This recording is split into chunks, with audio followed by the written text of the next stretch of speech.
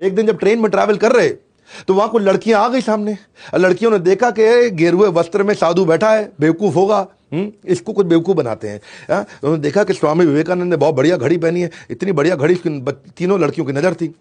तो उन्होंने स्वामी जी को बोला, ए स्वामी अपनी घड़ी उतार के दे दो, नहीं तो यहीं चिल्लाएंगे कि तुम हमको छेड़ रहे थे। तो स्वामी विवेकानंद चुप रहे, उन्होंने अनसुना कर दिया, ए स्वामी तुमको बोल रहे हैं घड़ी उतार के हमको दे दो।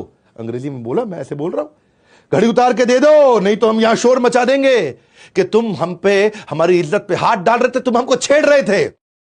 स्वामी जी जो है चुपचाप बैठे रहे। जब उन्होंने थोड़ा और आगे जाकर के बोला, स्वामी जी बोले हाँ। तो लड़कियां बोली आप क्या करें, हाँ जी कैसे समझाएं इसको। स्वामी जी बोले हाँ। और लड़की अच्छा पढ़ लेता है, बोल नहीं पाता, सुन नहीं पाता। उन्होंने लिख के दे दिया कि भैया सुनो, मेरी अपनी घड़ी उतार के दे दो, नहीं तो सबको बता देंगे तो हमको छेड़ रहे हो। स्वामी जी ने जैसे ही पर्चा लिया जेब में रखा, बोला अब पुलिस को बुला लो, अब संभाल लूंगा। तो बहुत तेज थे वो कि जी लिखे तो मैं ले लिया, घड़ी उतार के दे दो।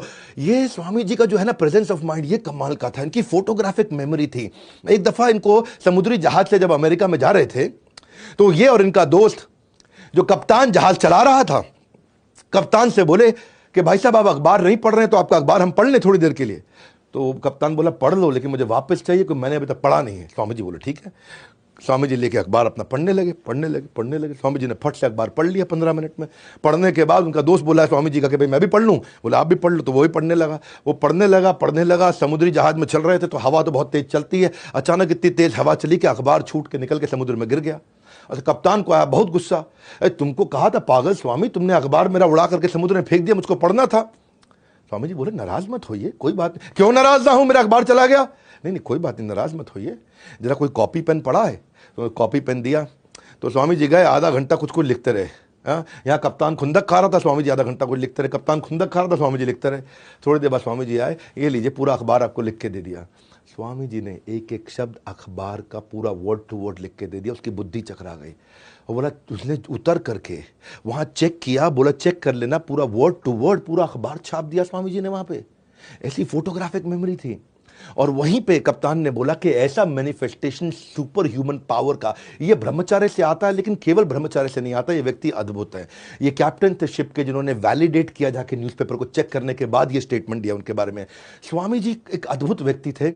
ये इन्होंने दुनिया भर में कम्युनिटी, इंडियन कम्युनिटी को पॉपुलर बनाया, पावरफुल बनाया। जो हमारी वैदिक संस्कृति थी उसको जाके पॉपुलर बनाया, पावरफुल बनाया। एक शिकागो में एक कॉन्फ्रेंस थी 1893 के अंदर। इनको जब इनवाइट किया गया उस धर्म संवाद के लिए, जब इनवाइट किया गया तो सबको बताया गया कि ड्रेस कोड क्या है, फॉर्मल सूट टाई शर्ट, सब आके धर्म संवाद करने वाले। स्वामी जी धोती कुर्ते में पहुंच गए। अमेरिकन को बुरा लगा, अरे बोला था सूट टाई पहनने के लिए। स्वामी जी बोले नहीं मैं तो ऐसे ही आता हूं। मुस्कुरा दिए। तो उन्होंने क्या किया, स्वामी जी को पहले बोलना था, उनका नंबर कर दिया आखिरी। सबको दिए 10-10 मिनट बोलने के लिए, स्वामी जी को दिए 2 मिनट बोलने के लिए। और बोले सोचे कि ये धोती कुर्ते में आए, कोई वैसे ही नहीं सुनेगा, और जब आखिरी के 2 मिनट बचेंगे तो लोग उठ के निकल लेंगे, इसको वैसे ही कोई नहीं सुनेगा। तो चाहते थे कि स्वामी